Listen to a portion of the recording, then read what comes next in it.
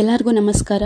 ನಾನಿವತ್ತು ನಮ್ಮ ಕರಾವಳಿಯ ಭಾಗದಲ್ಲಿ ಆಚರಣೆ ಮಾಡುವಂಥ ಒಂದು ವಿಶೇಷವಾದ ವಿಶಿಷ್ಟವಾದ ಸಾಂಪ್ರದಾಯಿಕ ಆಚರಣೆಯ ಹಬ್ಬದ ಬಗ್ಗೆ ನಿಮಗೆ ಹೇಳೋದಕ್ಕೆ ಇಷ್ಟಪಡ್ತೇನೆ. ಕದಿರು ಕಟ್ಟುವುದು ಅಥವಾ ಕೊರಳು ಕಟ್ಟುವುದು, ಕೊಂಕಣಿಯಲ್ಲಿ ನೆವ್ವೆ ಅಂತ ಹೇಳ್ತೇವೆ.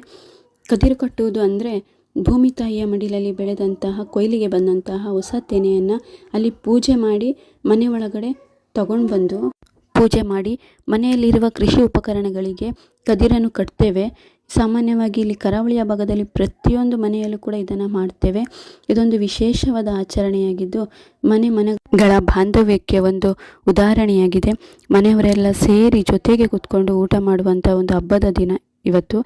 ಕದಿರು ಕಟ್ಟುವುದಂದರೆ ಸಾಕ್ಷಾತ್ ಲಕ್ಷ್ಮಿಯನ್ನೇ ಮನೆ ಒಳಗಡೆ ಕರೆದುಕೊಂಡು ಬಂದಂಗೆ, ಲಕ್ಷ್ಮಿಯನ್ನು ಮನೆ ಒಳಗಡೆ ಕರೆದುಕೊಂಡು ಬಂದು ಅದನ್ನು ಪೂಜಿಸಿ ಆ ಕದಿರನ್ನು ವರ್ಷ ಪೂರ್ತಿ ಸಿರಿಧಾನ್ಯಗಳು ಮನೆಯಲ್ಲಿ ತುಂಬಿ ತುಳುಕಾಡಲಿ, ಮನೆಗಳಲ್ಲಿ ಸಂಭ್ರಮಾಚರಣೆ ಇರಲಿ ಅನ್ನುವ ಒಂದು ಅರ್ಥಕ್ಕೆ ಆ ಫಸಲನ್ನು ಪೂಜೆ ಮಾಡಿ ಮನೆಯಲ್ಲಿ ದೇವರ ಕೋಣೆಗೆ ಕಟ್ತೇವೆ.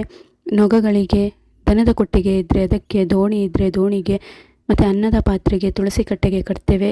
ಅನ್ನದಲ್ಲಿ ಕೂಡ ನಾವು 7 ಭತ್ತದ ಕಣವನ್ನು ಹಾಕಿ ಹೊಸ ಅಕ್ಕಿ ಊಟ ಮಾಡುವ ಕ್ರಮ ಕೂಡ ಇದೆ.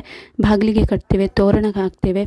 ಆಮೇಲೆ ಏನೇನು ಕೃಷಿ ಉಪಕರಣಗಳಿದೆ ಎಲ್ಲದಕ್ಕೂ ಹಾಕಿ ಅವತ್ತು ಮನೆಯಲ್ಲಿ ಹಬ್ಬದ ಅಡುಗೆ ಮಾಡ್ತೇವೆ. ಮನೆಯವರೆಲ್ಲರೂ ಸೇರಿ ಜೊತೆಗೆ ಕೂತ್ಕೊಂಡು ಊಟ ಮಾಡುವಂಥ ಒಂದೇ ಒಂದು ದಿನ ನೆವ್ವೆ ಹೊಸತ್ತು. ಅಂದರೆ ನಾನಾ ಥರದ ಬಗೆ ಬಣ್ಣದ ಅಡುಗೆಯನ್ನು ಮಾಡಿ ಊಟ ಮಾಡಿ ಎಲೆ ಅಡಿಕೆಯನ್ನು ತಿಂದಾದ್ಮೇಲೆ ಹಬ್ಬದ ಊಟ ಕಂಪ್ಲೀಟ್ ಆಗುತ್ತೆ. ಊಟ ಮಾಡುವಾಗ ಕೂಡ ನಾವು ಸಾಮಾನ್ಯವಾಗಿ ನಮ್ಮ ಗುರು ಹಿರಿಯರ ಆಶೀರ್ವಾದವನ್ನು ಪಡೆದು ದೇವರ ಪ್ರಾರ್ಥನೆಯನ್ನು ಮಾಡಿ ಹೊಸ್ತು ಊಟ ಮಾಡ್ತೇವೆ ಅನ್ನುವ ಪದ್ಧತಿ ಇದೆ. ಇದನ್ನೇ ಹೊಸ್ತು ಅಥವಾ ಕದಿರು ಕಟ್ಟುವುದು ಅಂತ ಹೇಳ್ತೇವೆ. ಇಷ್ಟ ಆದರೆ ಲೈಕ್ ಮಾಡಿ, ಸಬ್ಸ್ಕ್ರೈಬ್ ಮಾಡಿ. Thank you.